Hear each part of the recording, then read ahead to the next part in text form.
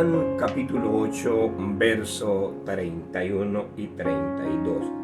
Dijo entonces Jesús a los judíos que habían creído en él: si vosotros permaneciereis en mi palabra, seréis verdaderamente mis discípulos, conoceréis la verdad, y la verdad os hará libre. Qué hermoso interés del Señor Jesús. Dios quería que sus discípulos permanecieran. Pero me llama la atención la recomendación que les hace.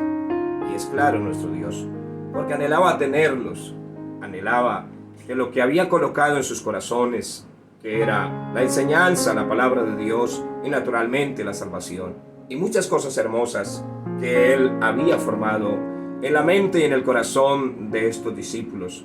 Él deseaba que todas esas lindas cosas que había dado a ellos no se perdieran, no quizás quedaron en el camino, en el correr de la vida que estaba por delante en cada uno de estos discípulos.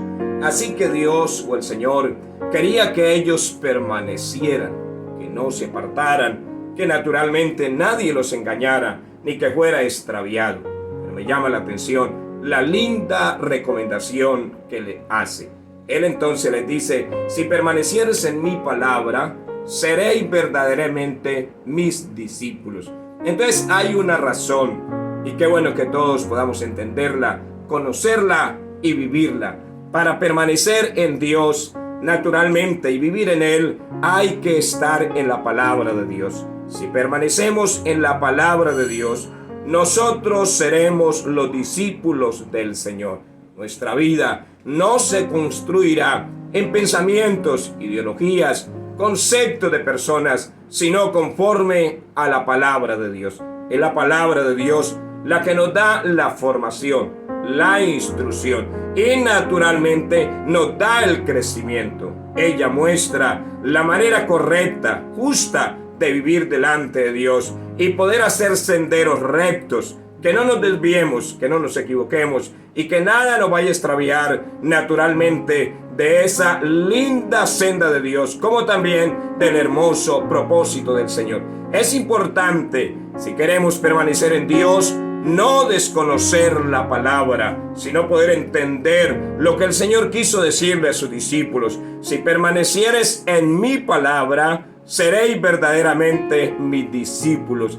Así que si todos deseamos permanecer en el Señor, naturalmente hay que vivir en la palabra, hay que obedecer la palabra de Dios. Si tú y yo queremos ser discípulos de Jesucristo, que permanezcamos, que nunca nos apartemos de Él, que seamos personas que podamos vivir toda nuestra vida, podamos estar con Dios. Así que el consejo en este momento es que nosotros, para ser discípulos del Señor, debemos permanecer en la palabra de Dios. Eso me da entonces a entender que yo debo de estudiar la palabra. Eso me da a entender que yo debo precisamente recibir la palabra en mi vida, vivirla, hacer que ella esté en mi corazón, porque se tornará en la instrucción de Dios para mi vida, para todas las cosas que yo necesite. Naturalmente estará la palabra como una luz, como una antorcha, como algo que me muestra qué debo hacer, cómo debo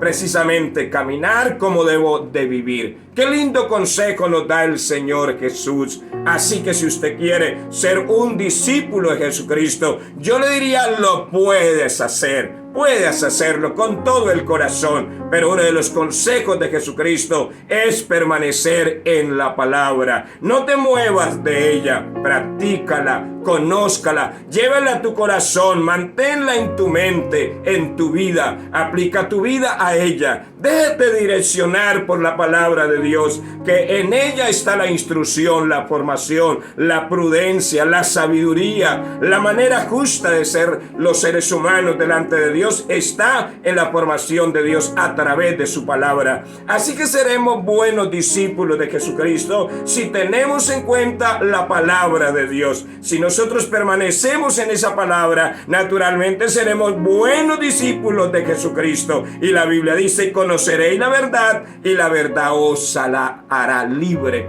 esa verdad en Jesús. Así que, amado amigo y amado hermano, tú conoces a Jesucristo, conoces la palabra, pero ahora debe permanecer. Y para permanecer, naturalmente, debe tener esa palabra en tu mente y en tu corazón. Dios te bendiga, Dios te guarde.